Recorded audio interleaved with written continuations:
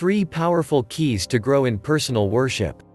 If you like the video, give it a thumbs up and comment your thoughts below. For more videos and tips, subscribe to our channel. We each have different skills, interests, gifts, and abilities. They are clues to our unique purpose in life. But there are some things we are all born to do. For instance, we are all born to love. We were created to give and receive love. And we were created to worship God, personally. To improve our personal worship, here are a couple of thoughts. We just don't function well if we don't have this functioning in our lives. Without clean oil, a car engine doesn't function well. It begins to break down. The engine will overheat, and smoke will come out of the engine. I learned this lesson with my first car. One thing we were all born to do is to love God with all of our heart, soul, and mind. We do not function well without love. We become dysfunctional without love. We are created to be worshipers of God. We must be worshipers of God. I want Oasis Church to be a worshiping church. We flourish when we engage in personal worship. We flourish when we love God and love people. 3 Powerful Keys to Grow in Personal Worship. 1.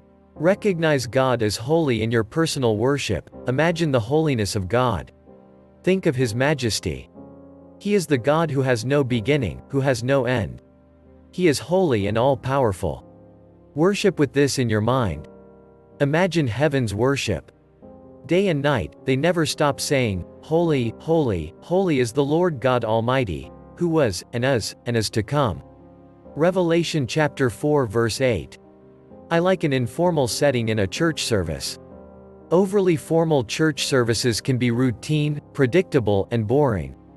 But sometimes, we can be so informal that we are nonchalant, casual, or disrespectful. "Yo God, what's up?" is not the way to approach God. He is holy. He is worthy to be praised. 2. Direct your worship to God, sing to God. Express your devotion to Him. Don't sing for others. We tend to evaluate the music or the worship in a church service, but really, God should be evaluating our worship. Worship is not for our benefit, it is for God's benefit.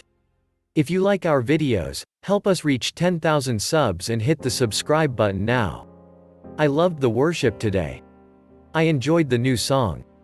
That singer has a good voice. I'm glad we stopped singing the other song.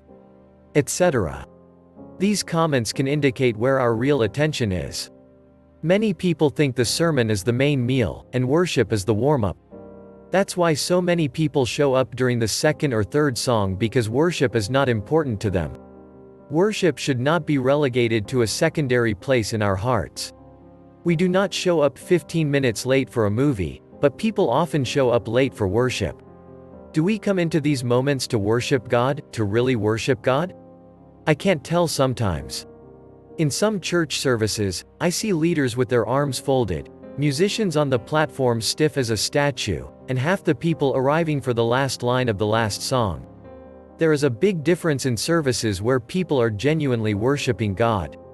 People are welcome to come to our services at Oasis if they never sing a word or never lift their hands, but I know that there are many believers who need things in their lives that they'll never get unless they become worshipers.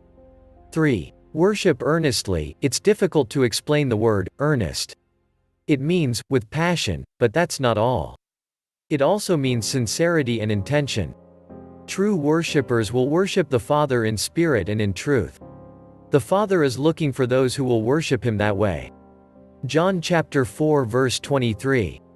A runner leaning forward to reach the finish line is a picture I get in my mind when I think of earnestly pursuing God. Earnestly worshiping is looking to God. Not a glance but a look. Look intently at His majesty, His presence, His promise. We glance at people, but we focus on God. We glance at the worship singers, but we focus on God. The same way we look in the mirror, intently, to get ready for a special event. Your perspective is changed in the presence of God. Every time you go into worship, expect God to speak to you. How much do we want to hear His voice, and how little effort do we put into pursuing His presence? This is Luke for Christian News Today. Please don't forget to subscribe to our channel. Thank you for watching.